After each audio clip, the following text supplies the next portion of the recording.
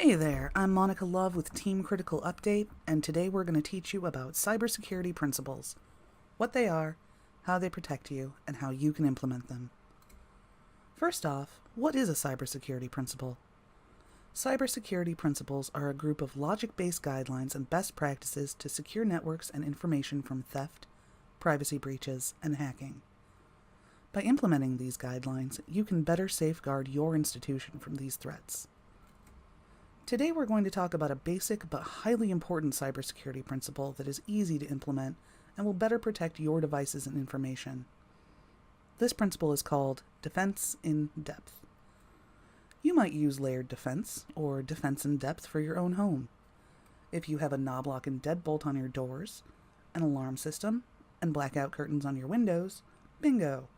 You're practicing a layered defense strategy for your home. Rather than relying on one system to keep you safe, you have several in place. Locks on your doors to keep people from entering, an alarm system to alert you when someone has entered when they shouldn't, and blackout curtains to prevent would-be ne'er-do-wells from casing your home to find all of your goodies to steal. Cybersecurity defense in depth works much the same way. Systems are layered together to create a stronger overall security posture and give you the best chance of stopping an attack before it does critical damage. How can you contribute to the defense in depth strategy of your company as a frontline employee? Step 1. Evaluate your physical security. Are you aware of your surroundings when you enter the building? Is someone trying to piggyback or follow your entrance into a secured area? Have you left a door propped open? Is your workstation located near a street-level, clear window? All of these things can leave your company vulnerable to physical threats such as theft and vandalism. Make sure you don't open doors for other people, even if you're just trying to be polite. Direct them to your front entrance where security is stationed. If your workstation is clearly visible from the street, bring this up to your security team and ask to be moved or to have blinds installed. And never leave access doors open and unattended, even for a second. Step 2. Assess your technical controls. How strong is your workstation password? Do you have any passwords written down in plain view? While we all want to trust our coworkers, each of us has access to certain things and are restricted access to others for a reason. Not to mention, if visitors have access to your work area, they may be able to see passwords not intended for their use. Make sure your antivirus and anti-malware software is on and operational, and ensure your workstation firewall is on. Let's take a look at how you can ensure these are functioning on your machine. If you're running a Windows 10 workstation, just go to your search bar over here and type in Windows Defender Firewall and click this result that shows up here. Looks like we have a problem.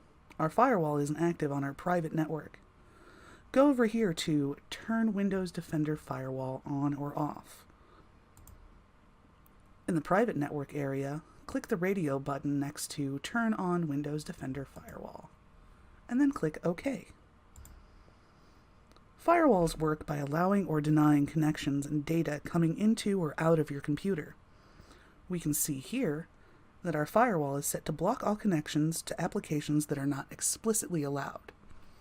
In the work environment, we often add new programs or remove obsolete ones. For the most part, Windows Defender Firewall will create an exception for a new program installed so it can function correctly. If you're having issues with an application that connects to the internet, you may want to check and see if that's on the list of allowed applications. Over here on the left side, you'll see a link to allow an app or feature through Windows Defender Firewall. Click on this link, and you'll be taken to a list of allowed applications.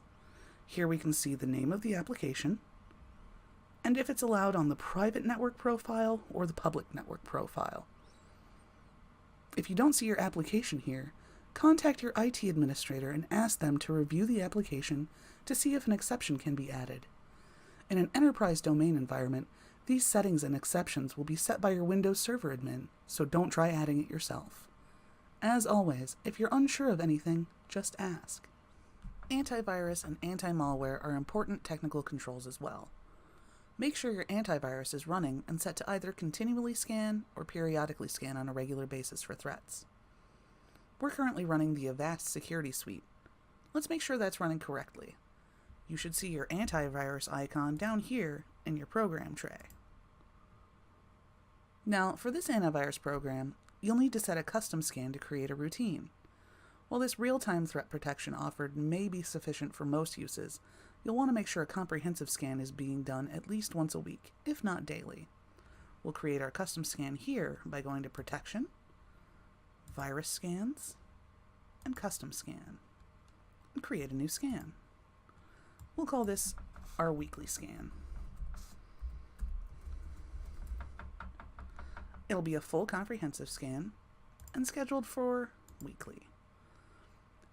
It's best to do this before working hours or after working hours. We'll set this one for Monday at 6 a.m. We'll scan for potentially unwanted programs.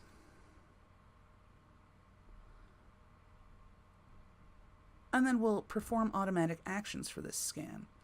Either choose Fix Automatically or move the file to a virus chest. This may be set by your IT department's group policies. Step 3. Rely on your administrative controls. A well-rounded IT and HR department will make sure you know or have access to the right procedures for security events. Make yourself familiar with who to report events to. If someone tries to access the building without the proper credentials, report that to your security staff right away.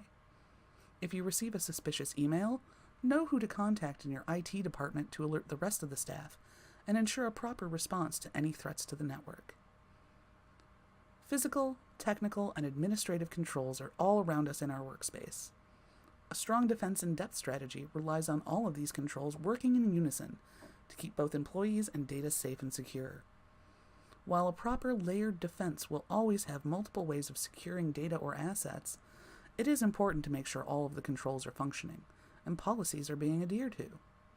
A firewall and antivirus can't prevent data theft from a workstation left unlocked and unattended, and badge-operated doors to control access to buildings aren't much use if an access door is left propped open. We all have a responsibility to a safe and secure workspace. Thanks for listening to our tutorial on Defense in Depth. We hope you'll employ these practices in your everyday work routines to ensure your company's data is safe, sound, and secure.